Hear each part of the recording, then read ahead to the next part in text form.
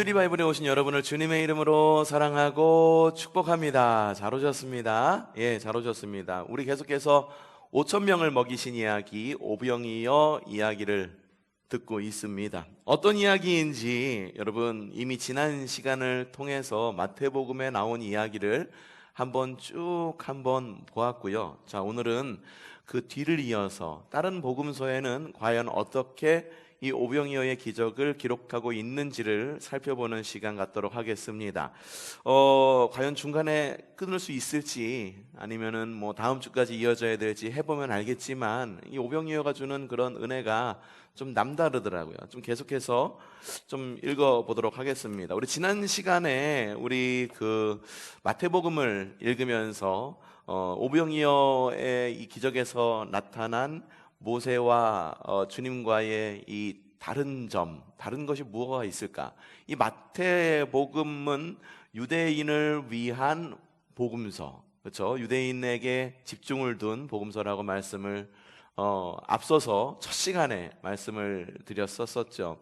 그러면은 이 복음서의 이 마태복음의 구성 역시 모세 오경처럼 5개의 예수님의 설교로 구성이 되어 있어요. 그리고 예수님 역시 이제는 새로운 하나님의 나라로 출애굽을 시킬 새로운 모세의 모습으로 그려지고 있는 것을 마태복음에서 엿볼 수가 있거든요. 새로운 출애굽을 볼 수가 있거든요.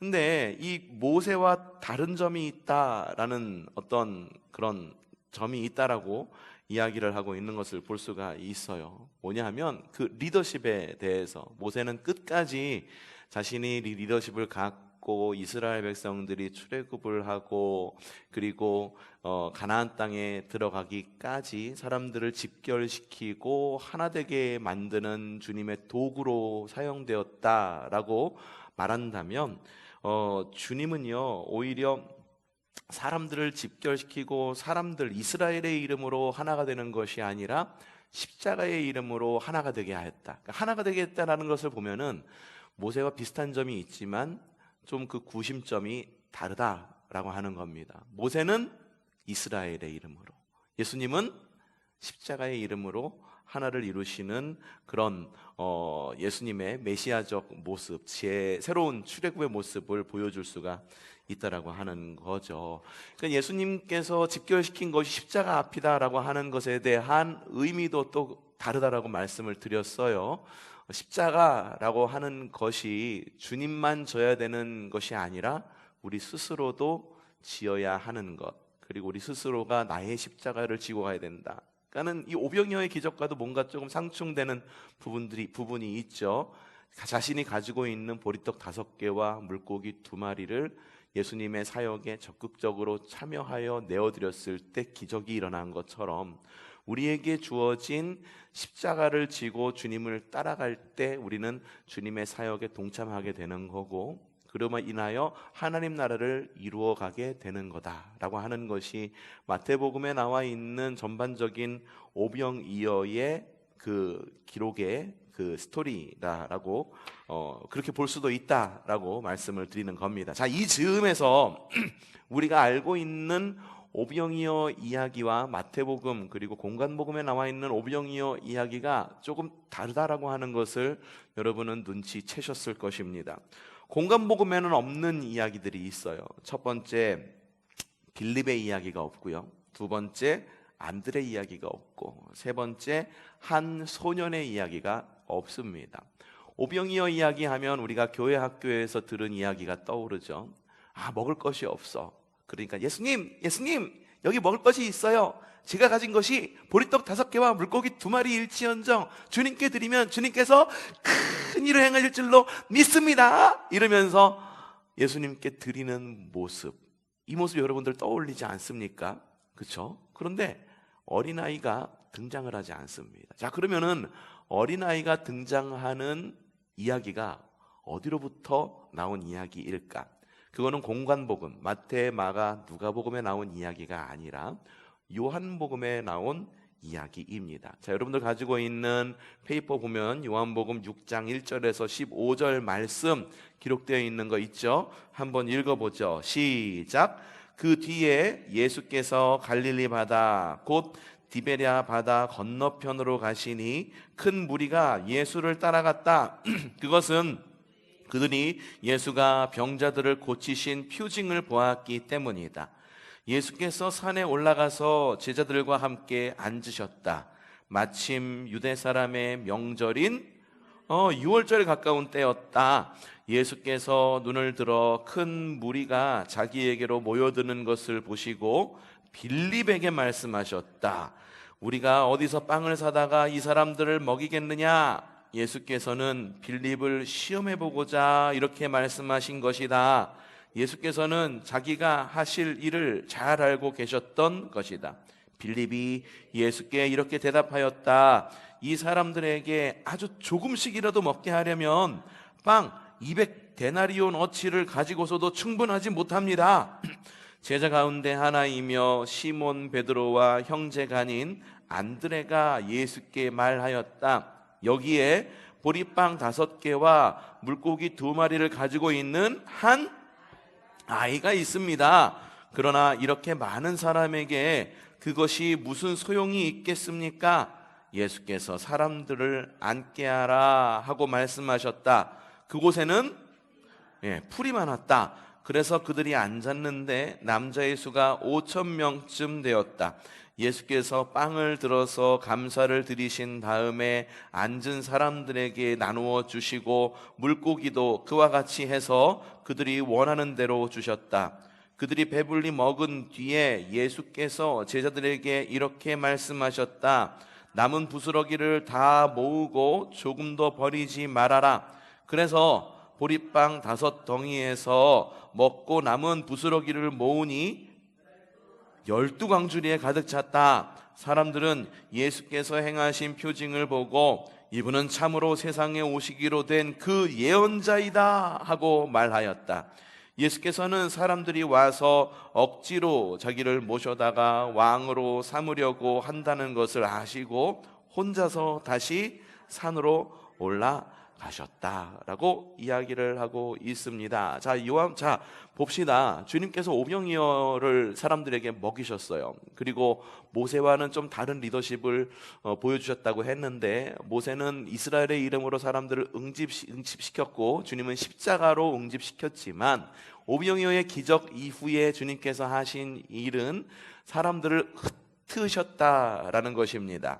왜 흩으셨을까? 한번 읽어보죠. 자, 다 함께 요한복음 6장 14절에서 15절 말씀 함께 읽어봅시다. 자, 주님은 왜 모인 사람을 흩으셨을까요? 자, 읽어봅시다. 시작. 사람들은 예수께서 행하신 표징을 보고 이분은 참으로 세상에 오시기로 된 그 예언자이다 하고 말하였다. 예수께서는 사람들이 와서 억지로 자기를 모셔다가 왕으로 삼으려고 한다는 것을 아시고 혼자서 다시 산으로 올라가셨다. 사람들을 흩으신 이유가 있어요. 뭐냐 하면 사람들이 오병이어 기적을 보고 주님을 바라보면 되는 거예요. 메시아를 바라보면 되는 거예요. 근데 사람들이 원했던 거는 그 당시에 뭔가 상황이 변하기를 원했던 거죠. 정치적인 누군가가 와가지고 좀 로마를 뒤집어 엎고 좀 정의롭지 못한 세상을 좀 정의롭게 바꾸기를 원했던 거죠.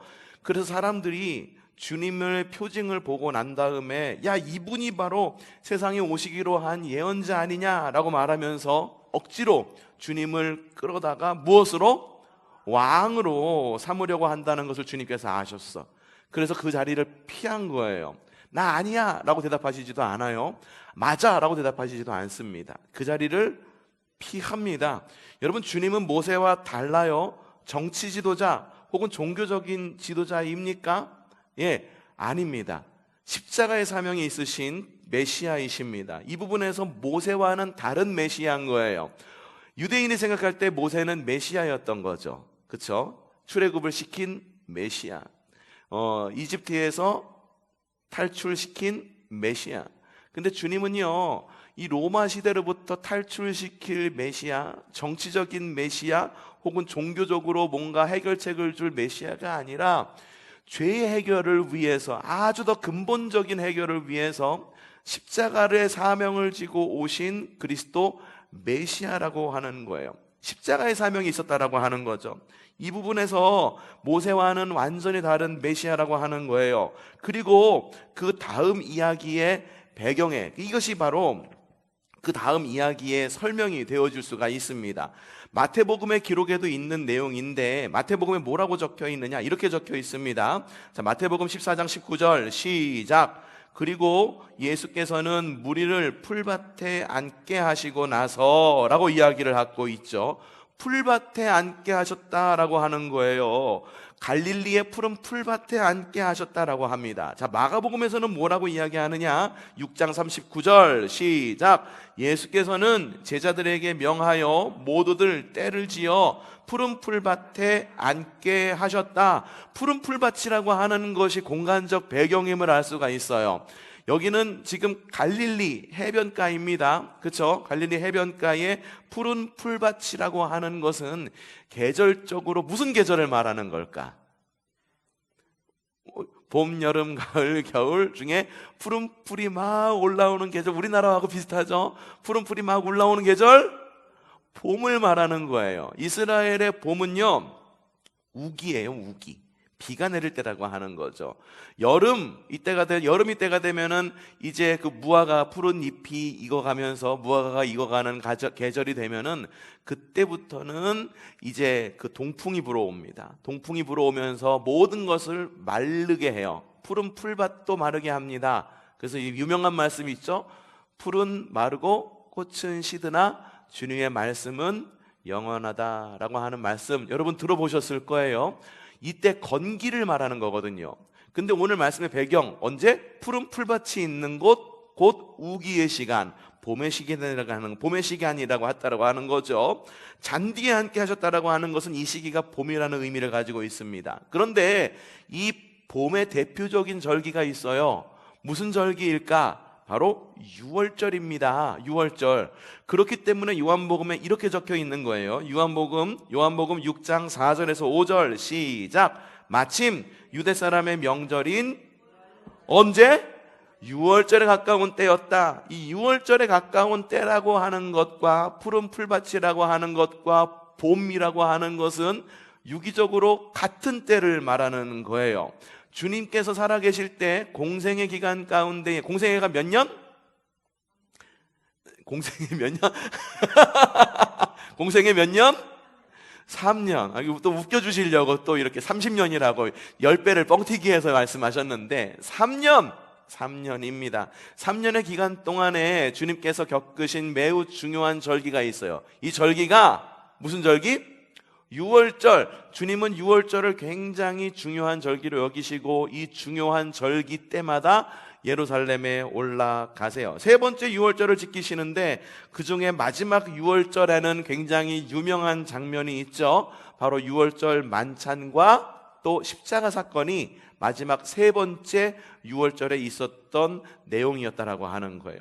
자, 오병이어 기적의 의미를 갖다가 그런 의미로 해석을 해 볼 때, 그리고 요한복음이라고 하는 배경, 유월절, 봄, 우기라고 하는 것을 배경으로 보았을 때 오병이어 기적에서 나눈 것이 뭘 나눴나요?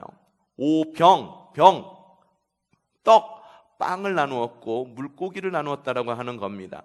빵을 나누었다라고 하는 것은 그 당시에 진짜 빵을 나누어 주었다라고 하는 의미도 있지만 세상에 빵으로 오신 예수님의 초점을 주는 사건이었다라고 하는 거예요. 그렇기 때문에 유월절을 갖다가 배경으로 하고 봄, 우기라고 하는 것을 배경으로 했다라고 하는 것, 세상에 빵으로 오신 예수님. 또 유월절 하면 떠오르는 것이 뭐냐 하면 유월절 전야에 있었던 어린 양을 잡아먹는, 그렇죠? 세상의 어린 양. 유월절이라고 하는 것이 그거죠. 유월절이 뭐예요? 예, 패스오버잖아요. 그렇죠? 그래가지고 유월, 담을 넘었어요. 모든 것을 넘었어요. 그래서 그 당시 이스라엘 백성들이 출애굽을 하기 전날에 뭘 했습니까? 어린 양을 잡아먹었죠. 무교병을 먹었죠. 그걸 기념하기 위해서 어린 양의 피를 어린 양의 피를 발랐죠. 잡아먹었대. 어린 양의 피를 문설주와 임방에 발랐죠. 그걸 기념하기 위해서 유월절만 되면 이스라엘 사람들은 어린 양을 잡아서 어린 양 식사를 했던 거죠. 곧 세상의 빵으로 오신 주님, 그리고 또한 하나님의 어린 양으로 오신 주님, 바로 주님께로 집중되는 사건이 바로 오병이어 사건이다라고 하는 것입니다. 이런 전통은 성찬으로 이어지는 것을 볼 수가 있는데, 우리가 이 성찬을 말할 때 성찬이라고 하는 말은 영어로 유카리스트라고 이야기를 하지만 이걸 갖다가 다른 말로 아가페라고 이야기를 하기도 합니다. 우리 아가페를 나눕시다 라고 말하는 것은 사랑을 나눕시다 라고, 영적 사랑을 나눕시다 라고 하는 말도 되지만 성찬합시다 라고 하는 말하고 동의어입니다. 오병이어 기적은요, 주님의 능력을 보여준 사건이죠. 그렇죠? 주님께서 말씀하시고 축사하시니 보리떡 5개와 물고기 2마리로 5,000명을 먹였다라고 하는 것, 주님의 능력을 보여주는 사건이에요. 근데 여기서 멈추어서는 안 돼요. 동시에 주님의 사랑을 보여준 사건이다라고 하는 거예요. 사랑, 아가페, 성찬, 어린 양으로 오신 예수님, 빵으로 오신 예수님, 모든 단어가 하나의 테두리 안에서, 세상의 구원자로 오신 예수님 안에서 해결되고 해석될 수가 있다라고 하는 거예요. 곧 이 사건은 주님의 능력의 사건일 뿐만 아니라 주님의 사랑의 사건이다라는 것을 볼 수가 있어요. 자, 마가복음 6장 34절에 그래서 이렇게 적혀 있습니다. 보도록 합시다. 마가복음 6장 34절 시작. 배에서 내려서 큰 무리를 보시고 그들이 마치 목자 없는 양과 같으므로 그들을 불쌍히 여기셨다. 그래서 그들에게 여러 가지로 가르치기 시작했다. 주님께서 그들을 보고 목자 없는 양과 같이 여겼으므로 어떻게 하셨대요? 불쌍히 여겼다. 그 다음에 뭘 하셨어요? 사람들을 가르치셨다라고 이야기하고 있어요. 주님이요, 우리를 보시고 불쌍히 여기시고 말씀으로 깨닫게 해주시는 것은 주님의 사랑의 표현인 거예요. 사랑의 표현이에요. 여러분, 말씀을 듣고 깨달음이 있죠. 그리고 그 깨달음을 통해서 우리가 이렇게 살아가야겠다라고 결심을 하기도 하죠. 이거는 주님의 사랑의 은혜예요. 주님의 사랑의 은혜. 오병이어 기적, 우리는 보통 주님께서 오병이어 기적을 했다면 오병이어, 그래 주님 나에게도 내가 오병이어 이 작은 예물을 드릴 터인데 이 작은 예물을 통해서 큰 일을 행해 주시옵소서, 주님의 능력을 믿습니다, 이렇게 기도하잖아요. 그런데 우리의 기도가 여기에 멈춰서는 안 된다라고 하는 거예요. 우리의 기도는 어디로 옮겨가야 되냐 하면은, 하나님, 주님의 그 크신 사랑, 세상에 빵으로 오신 예수님, 세상에 어린 양으로 오신 예수님, 6월절 어린 양으로 오신 예수님, 우리에게 아가페의 사랑을 나누게 해주심을 감사하니 이 사랑을 통하여 우리를 불쌍히 여기시고 우리를 가르쳐 주시는 은혜 너무나도 감사하오니 우리가 이 사랑과 은혜 안에서 깨닫고 하나님 나라 살아가게 해주세요 라고 기도해야 되는 것이, 우리가 더 성숙해야 되는 그런 오병이어 기적을 보고 더 나가야 되는 그 주님의 주님의 복음이다라고 하는 것입니다. 여러분, 하나님 나라는요, 능력만의 문제가 아니다라고 하는, 하나님 나라는 능력이다라고 말해서 성경 구절 안에도 있잖아요. 근데 하나님 나라는 능력만의 문제로 보아서는 안 됩니다. 주님께서 강력하게 오셔서 통치하셔서 변화시켜 주시옵소서. 물론 이것도 하나님 나라의 표징입니다. 주님께서 임재하시고 주님께서 통치하시는 바로 그곳에 하나님 나라가 있습니다. 하나님 나라는요, 주님의 통치하심이 있는 나라가 하나님 나라예요. 하지만 하나님 나라는요, 능력의 문제일 뿐만 아니라 사랑의 문제이기도 합니다. 하나님 나라가 있는 곳에, 성찬이 있는 곳에, 주님의 오병이어의 기적이 있는 곳에 사랑의 나눔 있는 곳에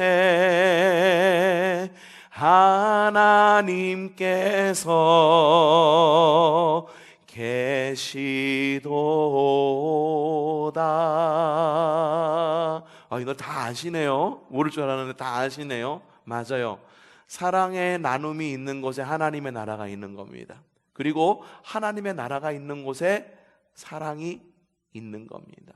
하나님 나라는 능력의 문제이기도 하지만 사랑의 문제이기도 합니다. 오병이어의 기적에서 주는 교훈이, 또 다른 교훈이 바로 이것입니다. 오병이어의 기적에서 보여준 첫 번째 마태복음, 지난주 마태복음에서 봤던 오병이어의 기적에서 보여주는 것은 예수님은 분명히 이스라엘을 출애굽을 시키는 모세의 모습으로 오셨는데 모세와는 또 뭐가 달랐을까를 보여주시는 그런 마태복음의 모습이었다고 한다면, 오늘의 말씀 요한복음을 통해서 보여주는 말씀, 비록 공관복음은 아니지만 요한복음을 보는 이유가 뭐냐 하면, 요한복음은 공관복음에 기록되지 않은 기록들이 많이 기록되어 있습니다. 그래서 신학자들은 요한복음을 공관복음, 마태, 마가, 누가복음의 해설집 그리고 각주다라고 이야기하기까지 합니다. 이런 것들을 기록해 놓음으로 인해 가지고 앞에 있었던 공관복음의 내용을 재해석함으로 인해 가지고 보여주는 바로 오병이어의 기적은, 주님은 능력의 주님이시야. 이래서 이스라엘을 분명히 출애굽을 시킬 수 있으셔, 그리스도셔. 하지만 거기서 끝나는 것이 아니라 십자가로 올라가시는 주님, 십자가의 사랑을 보여주시는 주님, 하나님 나라의 표본을 보여주시는 것, 능력의 무엇인가를 강권적으로 강력하게 변화시키는 그런 능력일 뿐만 아니라 우리 가운데 오셔서 아가페의 사랑을 나누시게 해주시는 바로 그런 주님의 모습을 그린 것이 오병이어의 기적이다라는 것을 우리에게 보여주고 있는 것입니다. 오늘은 여기까지.